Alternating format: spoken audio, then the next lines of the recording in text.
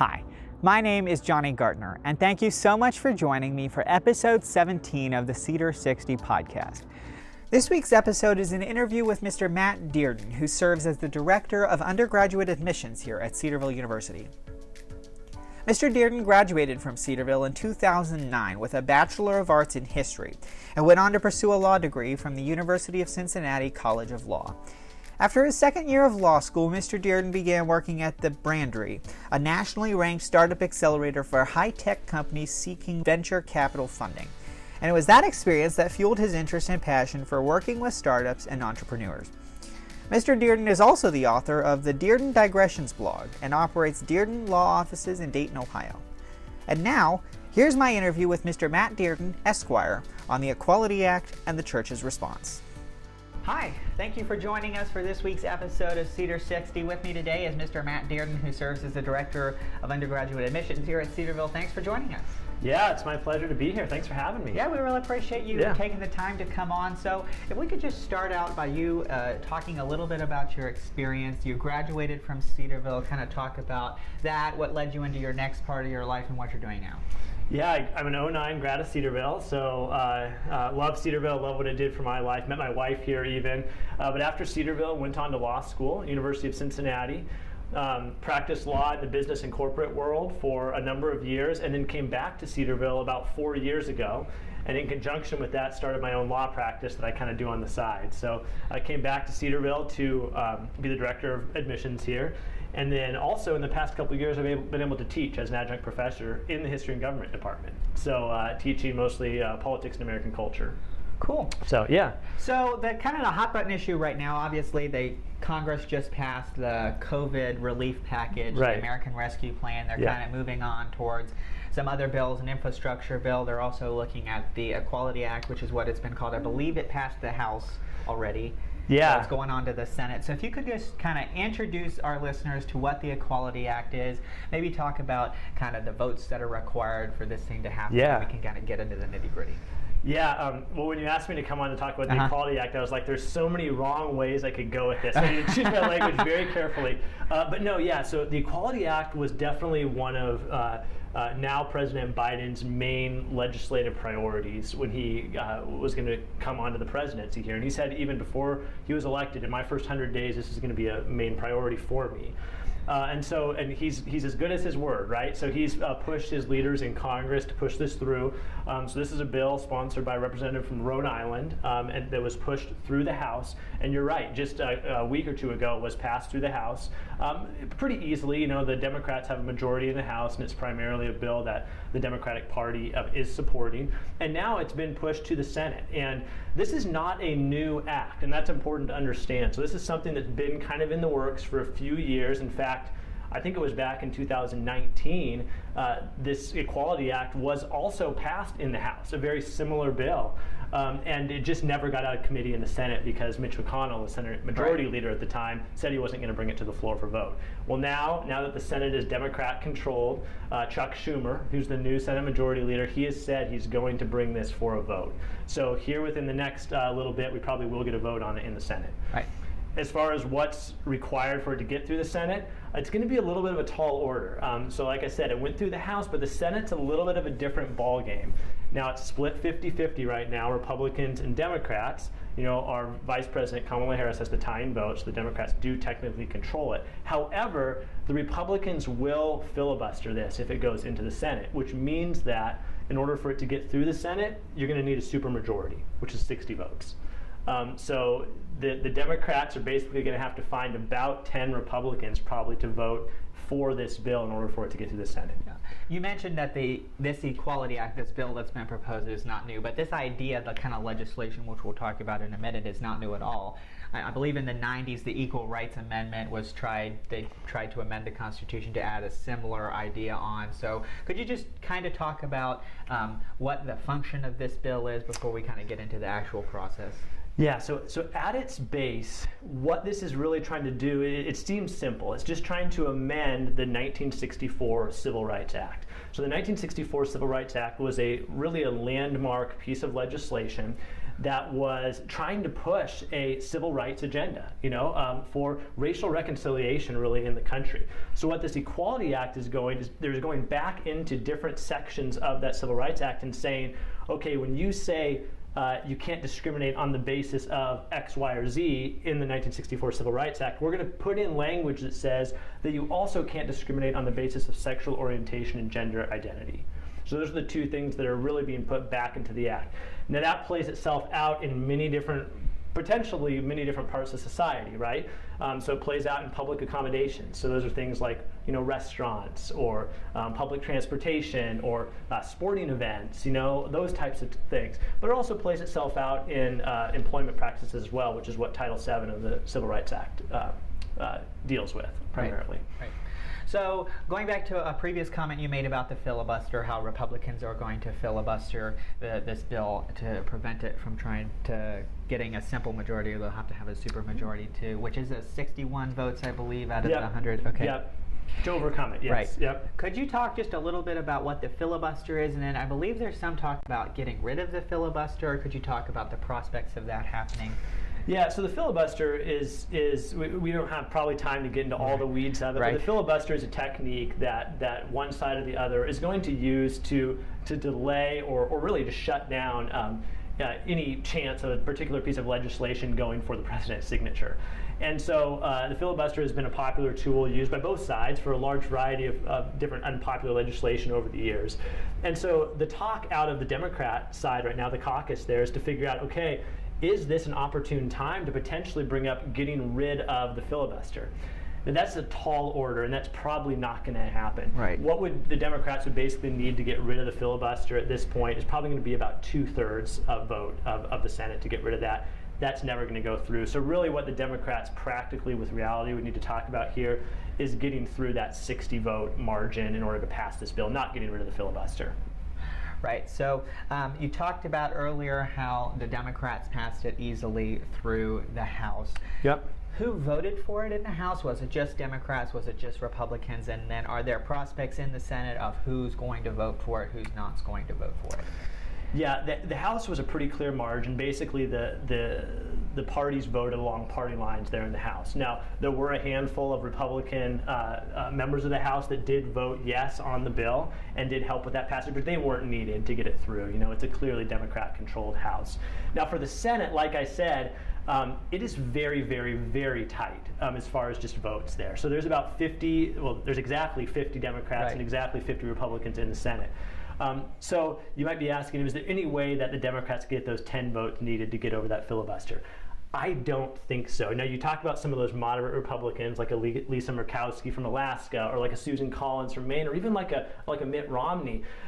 All of them have expressed some reservations about this bill in one way or the other, about this one or the other. And the primary ones revolve around this idea of not having any exemptions in the bill for religious organizations. And it's really putting a clamp down on some of these religious liberties that we find very important typically in the United States. So you talked about religious exemptions. Religious exemptions have been a hallmark of a lot of religious cases. We think about the case involving the cake baker in Colorado. So there's been a long line of Supreme Court cases dealing with this issue. Why isn't it included in this bill? Is there a particular reason? Is it possible that it could be added to the bill in order for it to get passed, or are they really trying to nail down some of these issues? Yeah, and that's a great question, and that's kind of the rub. So on its face, a bill like this that says, hey, we want to provide equality to all Americans, including members of our great country that are LGBT members of this community. Yes, we do want to do that, and I don't think anyone really argued that. We want to see our neighbors taken care of. We want to see people get the rights that all of us have, right? But kind of the other part of this bill is we're going to introduce this, and it's going to have some major impact on religious organizations and religious people that have deeply, sincerely held religious beliefs about some of these issues. For example, traditional views on marriage, those kinds of things. So let me take us back just really briefly, because I think it's important to trace this a little bit. So you may have heard of this case out of Oregon, actually, that got all the way up to the Supreme Court, called Employment Division versus Smith. And this was a landmark Supreme Court case where there were these Native American two men who were denied their unemployment benefits because they were using an illegal drug at the time, peyote, right? And the Supreme Court had to make a decision, could these two Native American men who were using this drug in a religious ceremony, sincerely held religious belief using this drug, could they be denied these unemployment benefits because of using that drug? So what the Supreme Court said at that time was, hey, as long as it's a law passed by Congress that's generally applicable and religiously neutral, so it's not meaning to come down on any one religion or over another or anything like that, then it's legitimate and it can be enforced even when it does happen to have the effect of impacting one religion more than another, such as in the case of these two Native American men, right? Well, that caused a huge uproar when the Supreme Court came up with that. So almost in direct response to that, Congress, ironically in a bill introduced by Chuck Schumer, who's now the Senate Majority Leader, they passed the Religious Freedom Restoration Act, RFRA, right?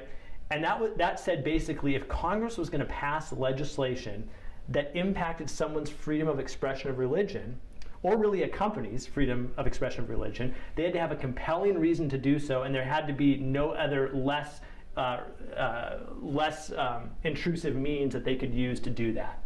Okay, so that's been kind of the saving grace for a lot of these religious organizations, a lot of these nonprofits over the years, because they could always appeal to RFRA and say, hey, I know that we're being sued for X, Y, or Z, but we still have this out here, and we can say this was not the federal government didn't have a compelling interest to make this case against us. So the kicker of the Equality Act, and sorry for all that background. No, it's okay. But the kicker there is that the Equality Act, along with adding some of these things to the Civil Rights Act, it explicitly says that organizations cannot rely on RFRA in defense. Okay? It cannot rely on RFRA in defense. So we remember the Hobby Lobby case from a few years ago, where Hobby Lobby explicitly relied on RFRA in order to win that Supreme Court battle over not providing contraceptives to their employees. So that's been the thing, and that's where the kicker is. And you asked about compromise. Is there a way we compromise? The big one that a lot of people are talking about is maybe we bring in the Equality Act and have these protections in place for sexual orientation, gender identity, but we also allow companies to be able to rely on RFRA as they're potentially being sued for some of these same issues. Yeah. Ironically, I think Bill Clinton was president at the time. He was. He signed the bill into law, and then former Senator Joe Biden supported the bill as well. And it was overwhelmingly supported by both parties. I think it passed 97-3 in the Senate. Yeah. So it is a weird push and pull here, and maybe it shows the direction that our society is going a little bit, as opposed to, that's 30 years ago now, almost, 1993. Yeah. So obviously the makeup of Congress looks very tight right now. We've got another election in 2022 that could completely redefine the makeup. So it's possible that another bill like this could get passed again if it doesn't get passed now. So even if it doesn't happen this year, what are the impacts that this bill or bills like it in the future could have on institutions like Cedarville? Before we move on to the church, religious institutions, religious corporations, what are some of the impacts and the legal battles they'll be looking at? Yeah, it's a great question. If I knew the answer, I'd probably be a millionaire, because that's the question that everyone's asking right now. A couple quick things to note, though, in response to that. Number one, it is important to note that probably about half the states right now currently have a piece of legislation that's somewhat similar to the Equality Act at the state level. Now, it may not have as sharper teeth, but there have been a lot of cases. You talked about the Jack Phillips cake case in out west, right? So that was an example where he was sued in Colorado under Colorado State Equality Act, essentially. So there have been these battles already playing out. But what would this mean on the national level? It's kind of unknown. So you do have some sensationalist reporting out there saying this is the end of religious liberty in America. I do not believe that's the case at all, because it will come down to figuring out whether a place like Cedarville, which is a religious nonprofit, offers things like a public accommodations that would fall under the umbrella of this act. Okay, so what does that mean? Does Cedarville offer things that would be covered under, say, Title II or Title VII of the Civil Rights Act, so that Cedarville would then fall under the provisions of that act? The answer is they probably would. Do they offer events like soccer games or basketball games? Do they have the public onto their campus that's able to do certain things? I think they would.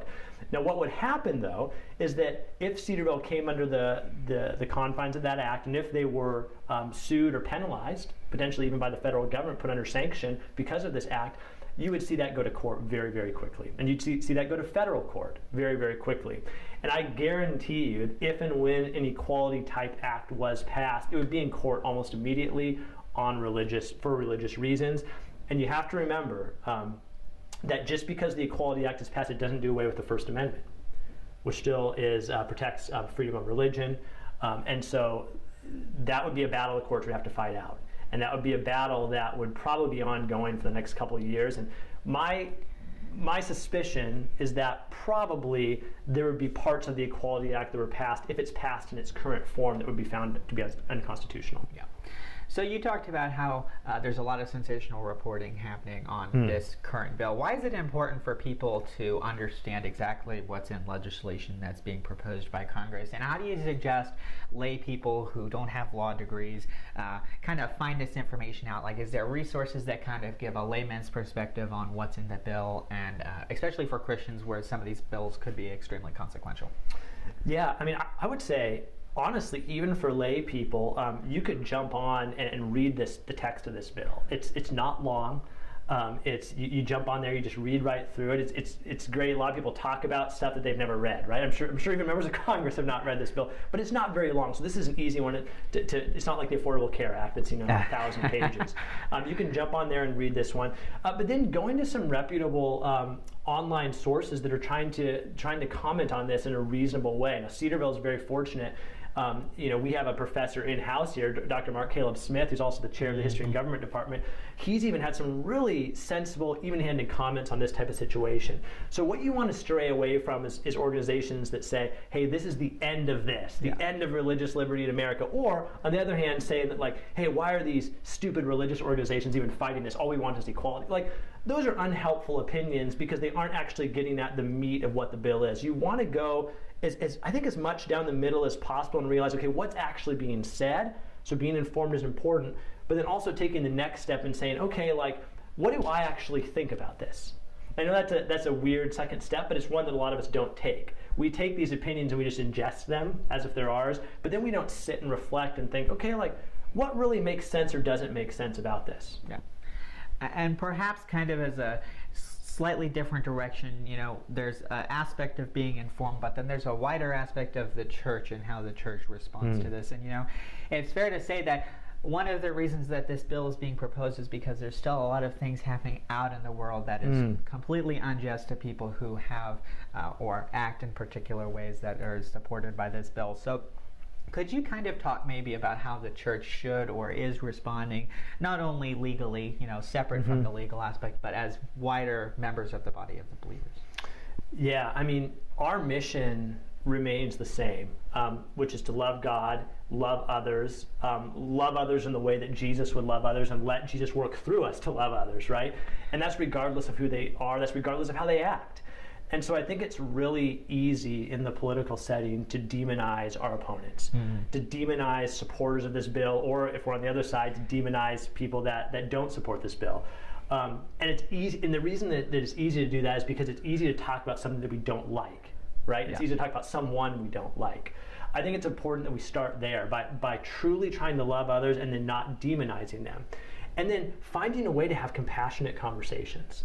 Because I think there's a lot we can agree on as a Christian, as a non-Christian even. We want to be able to treat people with respect. We want to be able to treat everyone with dignity. But we also want to be able to respect people's sincerely held beliefs. And that's really what the tension comes down to, is respecting people, making sure we all have the same rights, but then also respecting people enough to respect their beliefs as well. Like, hey, maybe there's an organization that holds a traditional view on marriage. We don't want to force something down their throats.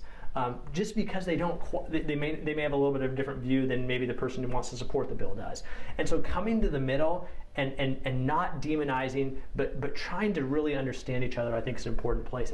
And this is something we're going to have to live with. Yeah. And I think that's a point I want to make. Like, whether it's this Equality Act that's passed, or whether it's 1, 2 years from now, 3 years, 4 years, 5 years from now, this is a conversation that we're going to have. Yeah. And we're going to have to live in a country where these conversations are always happening. Yeah. So as Christians, as followers of Christ, how do we have these but still hold to maybe some of our more traditional views? Yeah. I think what you're saying is so true. I mean, there's one thing to oppose the bill and say, as a believer, I don't think that this bill is in line with our faith, but it's another thing to practically apply your faith in another way, which is responding to the people who support the bill. Amen. Yeah. So we like to give the last 60 seconds on the podcast. You can obviously go over that if you need to, but to just kind of have a final word, if there's any last thing you'd like to say on the topic that we've discussed today.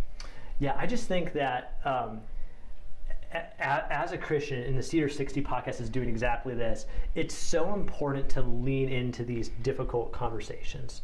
And I know we use that word lean in probably a lot at Cedarville, but it's so critical because otherwise we're removing ourselves from the very things that we should be in the front discussing. We shouldn't be scared of what the Bible teaches on a certain issue. We should certainly put that in the forefront. We also shouldn't be scared of arguments that the culture brings. We should be able to address those. We should be able to address those head on, confidently, with compassion, and with love, and then just see where that takes us. And you are going to be demonized at times. So what? If you approach things in a compassionate manner, I think 90% of the people you interact with will really see through that, and they'll want to actually talk about the real issues with you. And that's why that's important. And also be careful of your online persona, right? So make sure that what you're saying on Facebook, on Twitter, aligns with who you really want to be perceived as an individual. Yeah. Well, thank you so much for coming on. We really appreciate it. This is obviously such a wider discussion that can continue to happen. So we really appreciate you coming on, giving us a really brief synopsis about this. So Thank you for joining us. Yeah. Hi there, YouTube. Thanks so much for listening to this episode of Cedar60. If you enjoy exploring politics from a distinctly Christian perspective, please like this video, comment below about what you've learned, and share it with a friend. If you'd like to be notified about future episodes, subscribe to our YouTube channel, follow Cedar60 on Instagram, Twitter, or Facebook, or look for our episodes on Spotify, Apple Podcasts, or wherever you listen to podcasts. Thanks so much.